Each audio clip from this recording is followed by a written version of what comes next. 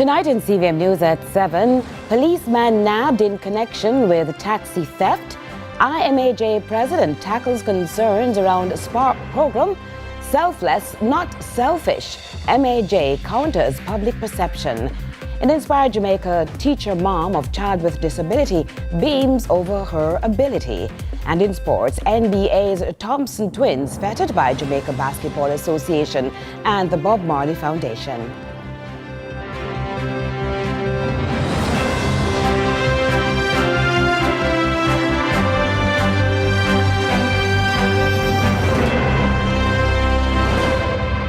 Hello from Kingston, Jamaica. This is CVM News at 7 for Sunday, May 25, 2025. I am Carolyn Brown. Thanks so much for joining us. Quick action from the police in neighboring divisions following a gunpoint robbery in Kingston on Saturday led to the recovery of a stolen vehicle. Now, the shocker came when the team arrested a serving member of the Jamaica Constabulary Force, the JCF, linked to the incident. What began as an armed robbery soon became a major operation, resulting in a twist. It was at approximately 11:10 p.m. Saturday that the police received a report of robbery with aggravation along Colleyville Avenue in Kingston 20. The complainant, a 19-year-old in-drive taxi operator, reported that he had been robbed at gunpoint by an individual who entered his vehicle and forcibly took control while it was in motion. He managed to escape unharmed and quickly alerted the authorities. His report to the Police Emergency Communication Center PECC triggered a rapid response, electronically tracking the stolen car to St. Catherine. It was here that officers from the St. Andrews South and St. Catherine South divisions moved in, intercepting the vehicle along the Dyke Road near the Jam World complex in Portmore. Inside the vehicle, police discovered the suspect, who ironically was identified as a detective corporal. A search recovered a Glock 17 pistol, 2 magazines, and 34 rounds of ammunition, all government issued. The suspect's police ID was also found in his possession. The car was transported to the Greater Portmore Police Station, where forensic teams processed it, collecting potential evidence. The Criminal Investigations Branch, CIB, has taken charge of the case, with further inquiries underway. The Police High Command has condemned the incident, reaffirming that any member engaged in criminal conduct will face the full force of the law. They also stressed their commitment to transparency, accountability, and ensuring that no wrongdoing is tolerated within the ranks. The High Command reminds members of the Jamaica Constabulary Force are entrusted with extraordinary powers, specialized training, and state resources, and as such, they bear an even greater duty to uphold the law with integrity and accountability. Nika Lewis, CVM News. President of the Incorporated Master Builders Association of Jamaica, Richard Mullings, is demanding a revisit of the much-touted government Spark program and several national projects. Projects which he says have dealt local contractors an unfair hand, as he shared a range of issues impacting the local construction industry, from globalization and perceived deficiencies in government systems. Here again is Nika Lewis with more. Grateful but not taking anything for granted is how the IMAJ president appeared as he addressed the gains and concerns since 2024. Richard Mullings says he spent the last year ensuring the survival of his members and their competitiveness in a market that affords some more privileges than others. Construction continued on multiple hotels, especially resort properties on the North Coast. We have work in the medical sector from Cornwall Regional to the Greater Portmore Health Center, Spanish Town Hospital. We have work on 2 divisional headquarters for the Jamaica Constabulary Force. And many other projects. So yes, there are many opportunities, or were many opportunities in the past year. And from all indications, these should continue into the future. However, as most or many of us in this room already know, these projects were dominated by non-Jamaican firms. Among the projects of marked concern is the government's multi-billion-dollar road rehabilitation initiative, Spark. Local contractors engaged on these programs maintain that they're not being dealt with fairly by both the main contractor and the agency charged with managing the projects. Some projects continue to be plagued by contentious issues such as distribution of work, evaluation and payment for work done, payment of substandard wages to our Jamaican workers. Mullings maintains the role of the IMAJ for the future will hinge heavily on the management of national affairs, listing a raft of shortcomings, some from within government entities. He notes there's been a decline in skill set in the government agencies tasked with assisting in the area of construction and demands a review. I mean, it should be common sense to us. If agencies are not managing even their local construction contracts efficiently, will there not be likely gaps in their management of these much larger contracts that involve foreign contractors and spend a significant portion of our budget? He was speaking at the IMAJ's annual dinner and awards on Friday. The Medical Association of Jamaica, the MAJ, is assuring the nation the broad membership of practitioners under its umbrella are not selfish individuals. In fact, they are oftentimes selfless. Here's more. President of the Medical Association of Jamaica, Dr. Leslie Mead, has sought to dispel any misconception that doctors are primarily in the profession for personal gain and have lost touch with genuinely caring for persons. We are the umbrella organization of all medical associations and societies in Jamaica.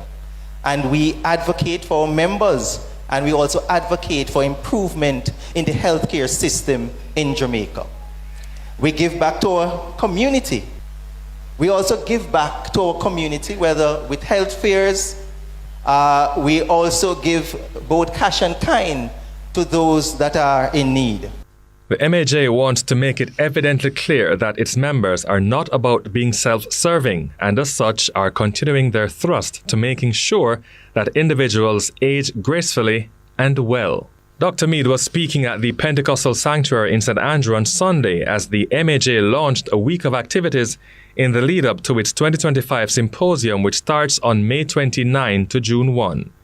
A point of focus for the Medical Association of Jamaica, as research is showing that the number of persons who are going to be over 60 will be increasing.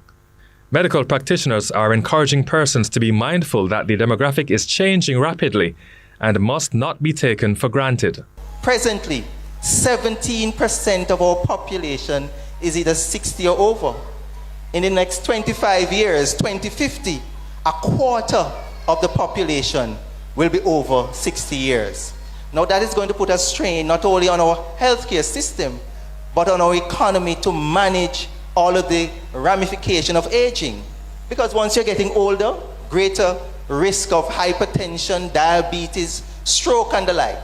And so it is going to be a problem, and we want to discuss it from early to ensure that there are things in place to manage persons as they grow older. MAJ officials believe that with the biblical promise and principle of honoring one's mother and father to ensure long life, Jamaicans must also preserve their health responsibly at every stage of life. This year's Medical Symposium 2025 is being held under the theme Pathway to Longevity and will see non-medical personnel such as bankers, social workers, digital professionals in attendance. Some of the highlights will focus on how to support older persons with their financial literacy and financial planning, especially those that have disabilities, and how to deal with memory loss and dementia. We will take a holistic view of their health, looking on what social support mechanisms do we need, what's the magnitude of the problem, what can we do to ensure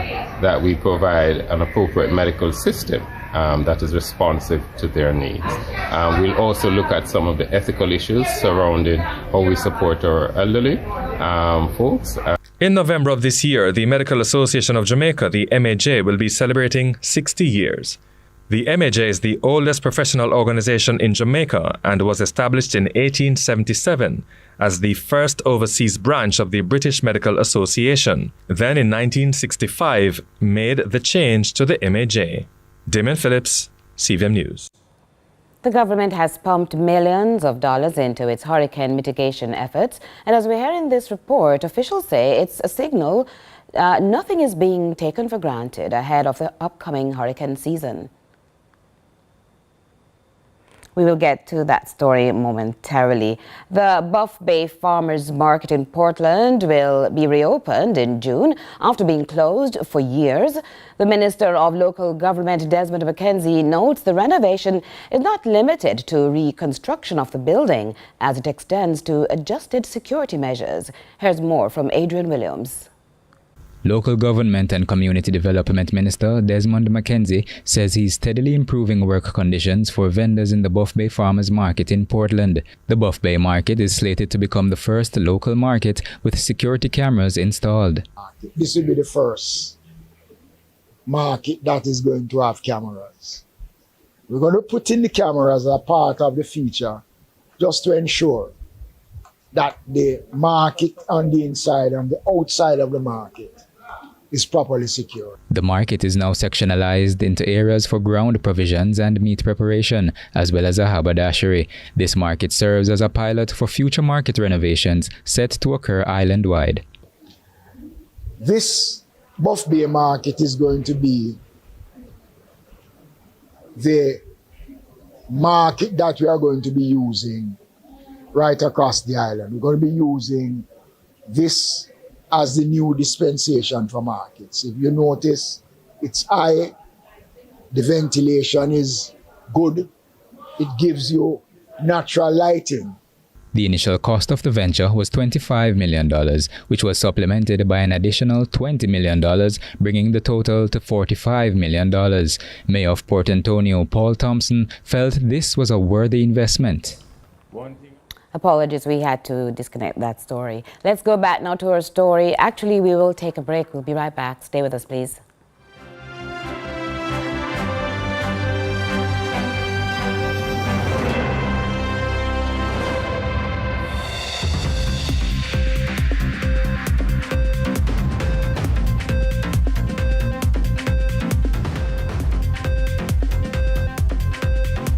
As numbers, we see our customers as people, neighbors, friends who deserve more than one-sided connections. That's why we're redefining what real connection is, prioritizing our customers and showing our appreciation by putting our money where your loyalty is. Flow customers, get your $20,000 supermarket card when you add postpaid mobile for only $3,700 plus GCT to your current internet plan. That's loyalty that flows both ways.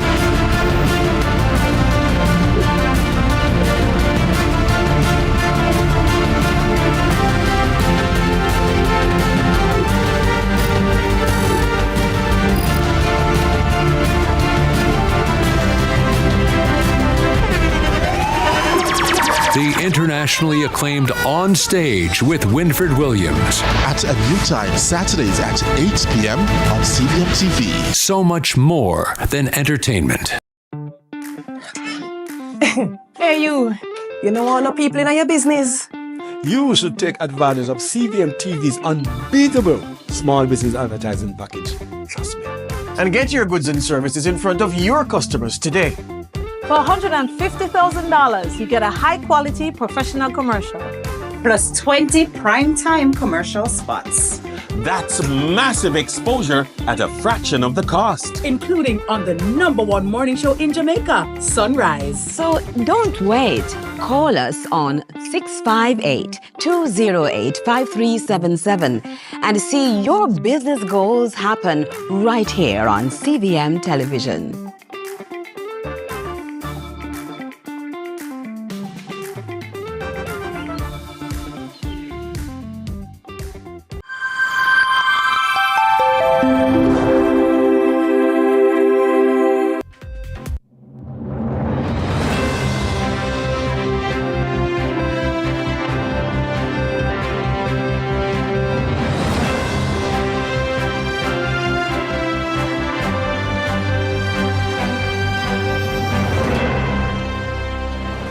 So glad you stayed with us. Thanks so much. Let's go to our regional and international news.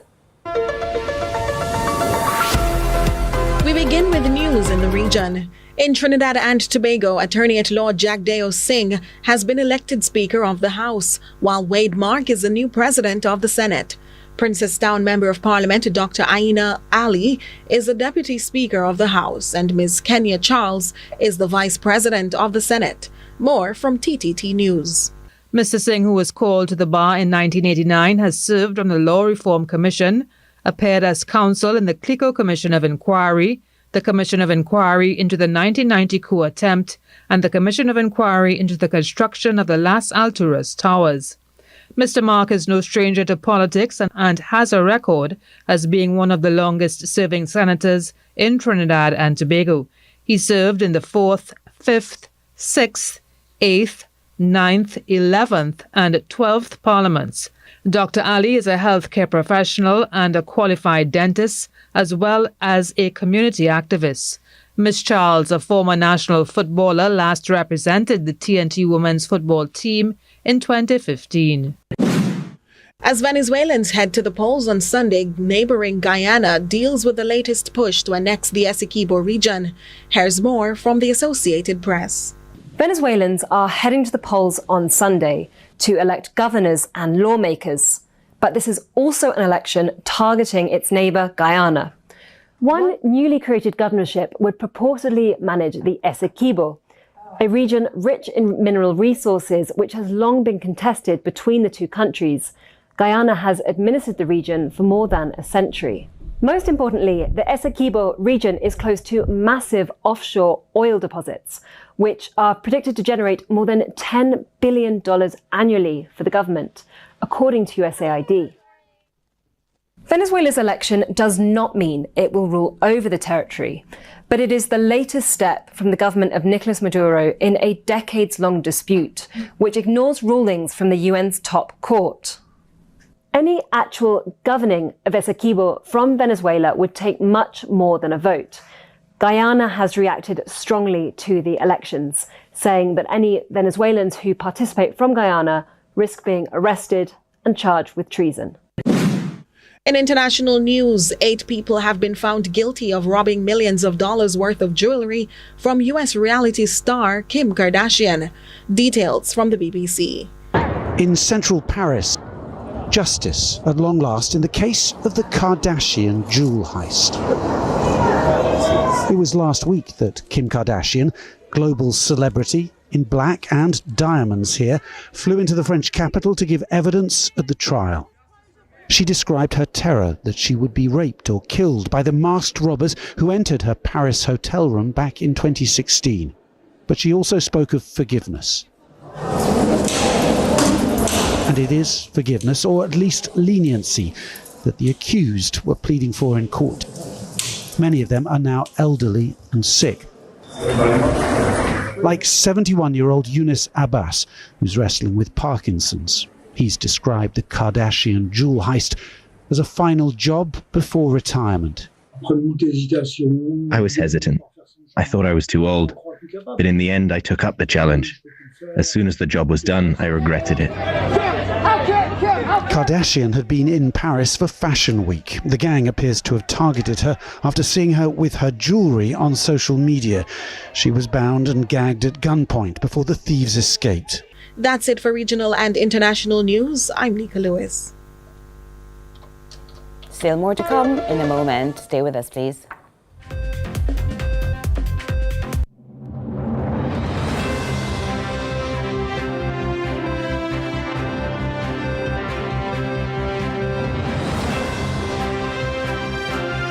Extra grams of protein do for you.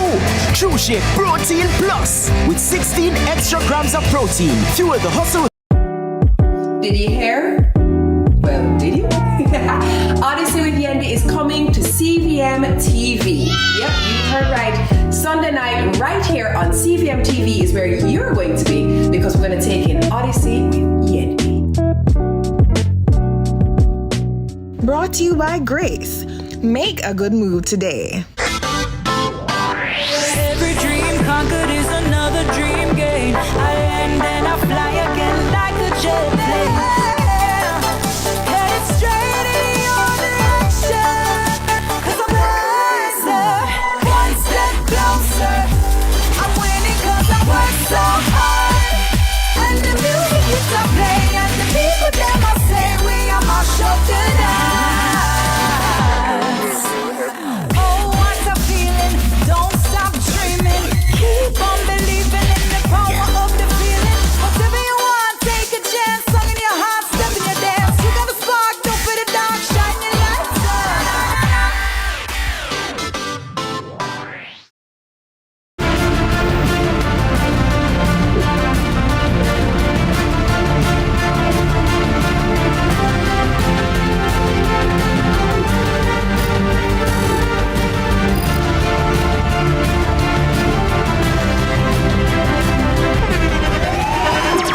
The internationally acclaimed On Stage with Winfred Williams. At a new time, Saturdays at 8 p.m. on CVM TV. So much more than entertainment. Hey, you know all the people in your business? You should take advantage of CVM TV's unbeatable small business advertising package. Trust me. And get your goods and services in front of your customers today. For $150,000, you get a high-quality professional commercial. Plus 20 prime-time commercial spots. That's massive exposure at a fraction of the cost. Including on the #1 morning show in Jamaica, Sunrise. So don't wait. Call us on 658-208-5377 and see your business goals happen right here on CVM Television.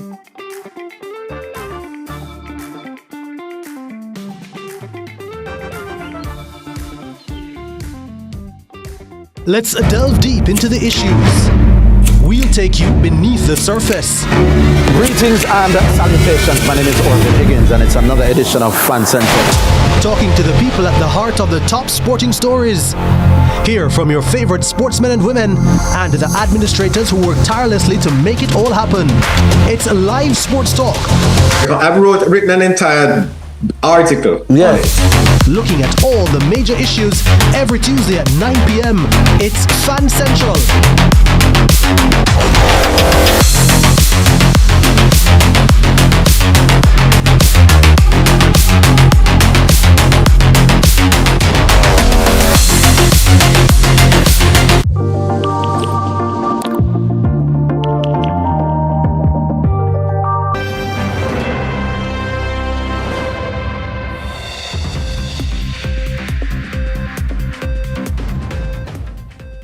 Welcome back to CVM News at 7. We pick up on Inspire Jamaica this week with the story of an 11-year-old girl who is further proof disability does not limit one's chances.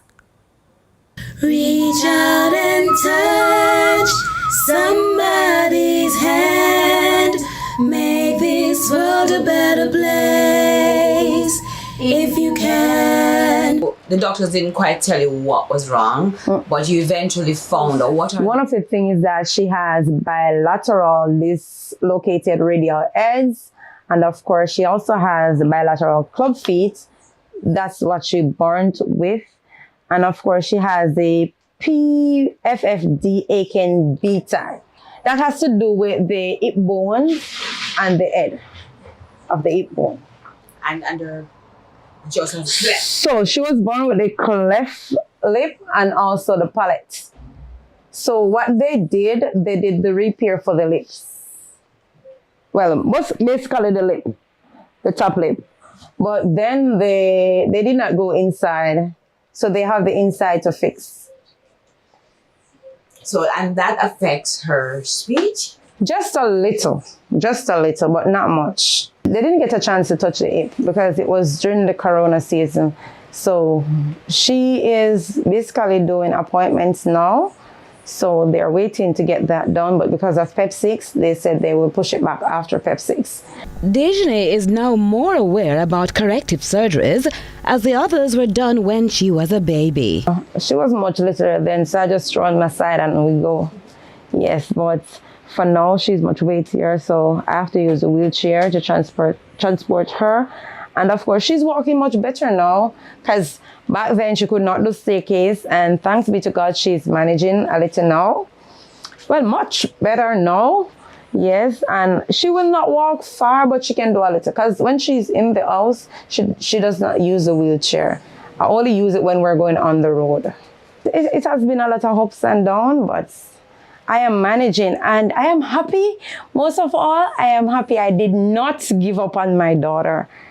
Even though I had a lot of sleepless nights and chairs at Bustamante Hospital, because so far she did 3 major surgeries, 2 on the legs and 1 on the lip. Yeah. Why I feel so proud of my daughter, and I'm happy I did not give up on her, even though it's a rough road. My mommy stand up with me every leg of the way. And when she's not there, I have my brother that never give up on me. My family overall, they don't give up on me. It's like I was a special one having her. So what happened? Why my daughter keep motivating me. She keep on saying, "Mommy, keep pushing." Not sometimes she don't say it with words, but based on what she's doing or what she did. Why I said that? My daughter keep excelling in her schoolwork, and that makes me a proud mom. And I'm not afraid to say that. Looking at my child who was born special, growing special, and of course, she's doing a lot of special things that marvel persons. Because persons may say, oh, is it that she become the top girl? Academically, I'm talking now. Or is it that she managed to be getting on a roll? And or is it that on Monday, she was the upper school top speller? And I'm telling you, when she was entering that competition, she said, "Mommy, I don't," because she don't like these things. But of course, I'm a teacher, Mommy. I'm going to be right behind her. I'm going to say, you may not be the first place winner, but you can go. Try. Give it a try. Because I'm a motivator, you know. I'm going to give her that push. And of course, today I can say I am very proud because she's doing good. She's doing good. Reach out and touch somebody's hand. Make this world a better place if you can. Ronaldo Adams is waiting with sports.